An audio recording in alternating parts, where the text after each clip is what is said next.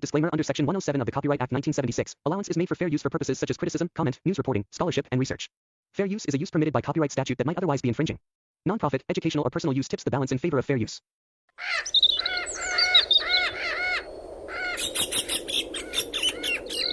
एक समय की बात है।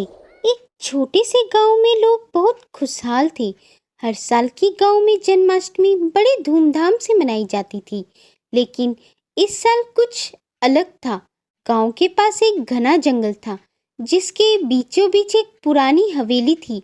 लोग कहते हैं कि उस हवेली में एक चुड़ैल रहती है, जो हमेशा अकेली रहती है। वह किसी से बातें नहीं करती और गांव वालों से दूर रहती है। गांव के लोग उससे डरते हैं और उसे हवेली के पास भी नहीं जाते थे। लेकिन इस जन्माष्टमी के पर्व पर कुछ ऐसा हुआ जिससे सबकी सोच बदल जाती है। जन्माष्टमी का दिन करीब आ रहा था। गांव के लोग तैयारी में व्यस्त थे। बच्चे बूढ़े सभी त्योहार के लिए उत्साहित थे। गांव के मंदिर में कृष्ण की मूर्ति को सजाया जा रहा था। पंडित मोहनलाल, जो गांव के मुख्य पुजारी थे, अपने बेटे अर्जुन और बेटी सुमन के साथ मिलकर मंदिर की सजावट कर रही थी। सुमन बोलती है, पिताजी, इस बार की जन्माष्टमी तो बहुत खास होने वाली है। सब लोग मिलकर बहुत अच्छे से तैयारी कर रहे हैं और मटकी फोड़ने का आयोजन भी बहुत अच्छे से हो रहा है। हाँ दीदी, इस बार मटकी फोड़ने की प्रतियोगिता को मैं जीतूंगा और कृष्ण बनूंगा। सब लोग मुझे कृष्ण के रूप में देखकर बड़े खुश होंगे। अर्जुन बोला। मोहनलाल हंसते हुए बोले, जरूर बेटा, लेकिन याद रखना, यह त्योहार केवल जीतने के लिए नहीं है, बल्कि भगवान कृष्ण की लीलाओं को याद करने और उनके प्रेम को महसूस करने के लिए है। सभी लोग जन्माष्टमी की तैयारी में लगे हुए थे। तभी गांव में खौफ फैल गई कि चुड़ैल जंगल से निकलकर गांव में आना शुरू कर दिया है। लोग घबरा गए और बच्चों को घर से बाहर ना निकलने की सलाह दी गई। अर्जुन और सुमन भी इस बात से डर गए।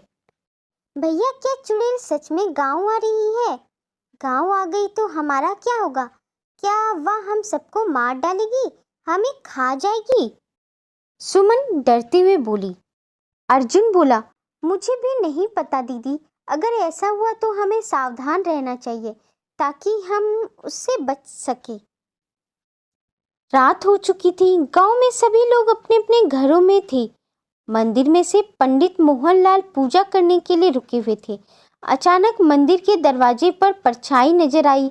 मोहनलाल ने जब नजरें उठाई तो देखा कि एक बूढ़ी औरत काले कपड़े में लिपटी हुई सर झुकाए खड़ी है। पंडित मोहनलाल बोले, कौन हो तुम? इस वक्त यहाँ क्या कर रही हो? मंदिर के बाहर क्यों छुपी हुई हो? बूढ़ी औरत बोलती है, मैं यहाँ शांति की तलाश में आई हूँ।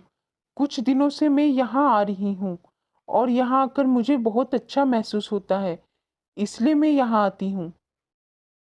अरे, यह तो भगवान का घर है, यहाँ पर सबका स्वागत है। आप बताओ, आप कौन हो और आपको क्या चाहिए? मेरा नाम माया है। मैं इस गांव के पास वाली जंगल वाली हवेली में रहती हूँ और लोग मुझे चुड़ैल के नाम से भी जानते हैं। मोहनलाल ने बूढ़ी औरत को बहुत गौर से देखा, लेकिन उसकी आंखों में डर की जगह करुणा और दर्द साफ झलक रहा था। अगर सच में चुड़ैल होती तो मैं तुम्हें पहचान लेता, लेकिन तुम्हारी आंखों में डर नहीं, करुणा और दर्द दिखाई दे रहा है, ना कि नफरत। यहाँ आओ और बैठो, मुझे अपनी पूरी कहानी बताओ। बूढ़ी औरत ने अपनी कहानी बताना शुरू किया।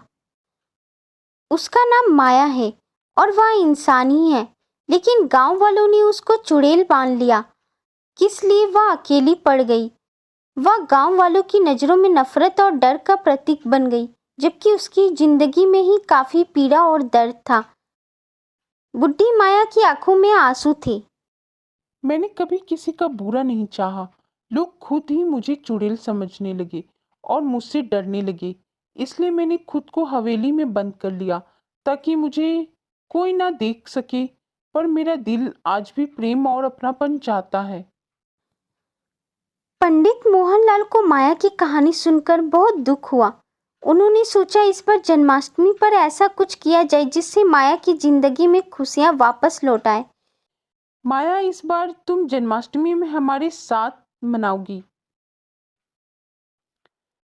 और लोग तुम्हें चुड़ैल के रूप में नहीं बल्कि एक इंसान के रूप में अपनाएंगे।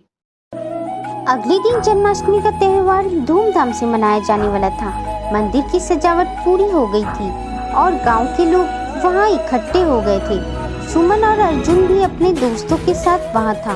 अचानक माया को वहां आता देख लोग घबरा गए। अर्जुन डरते हुए बोला, पिताजी पिताजी, ये चुड़ैल यहाँ क्यों आई है? या तो हमें सबको मार डालेगी। मोहनलाल मुस्कुराते हुए बोले, डरो मत अर्जुन, यह कोई चुड़ैल नहीं है, यह भी हमारी तुम्हारी तरह एक इंसान ही है। इसको भी हक है कि वह हमारी तुम्हारी तरह भगवान कृष्ण की पूजा करे और इस पर्व पर शामिल हो सके। माया ने गांव वालों की तरफ देखा। वह उनकी आंखों में डर और नफरत नहीं, प्यार और अपनापन देखना चाहती थी। पंडित जी ने माया को अपने पास बुलाया और पूजा में सम्मिलित होने का आग्रह किया। आओ माया, आज तुम भी इस पर्व में हमारे साथ शामिल हो और भगवान कृष्ण की पूजा करो। माया आंखों में आंसू भरकर बोली, क्या सच में पुजारी जी, मैं इस पूजा में शामिल हो सकती हूँ? हाँ माया, क्या मंदिर सबका है, तुम भी यहाँ पर पूजा में शामिल हो। भगवान कृष्ण तुम्हारे दिल की सभी तकलीफें दूर कर देंगे। गांव वालों ने माया को अपनाने का फैसला किया। उन्होंने मिलकर मटकी फोड़ने का आयोजन किया।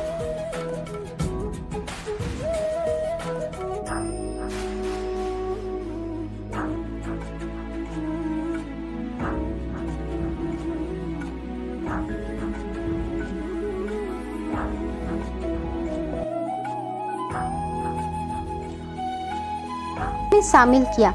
बच्चों ने भी माया के साथ खेला और उसे अपने साथ लिया। माया ने पहली बार इतने सालों में खुद को अकेला नहीं बल्कि खुश और सम्मानित महसूस किया।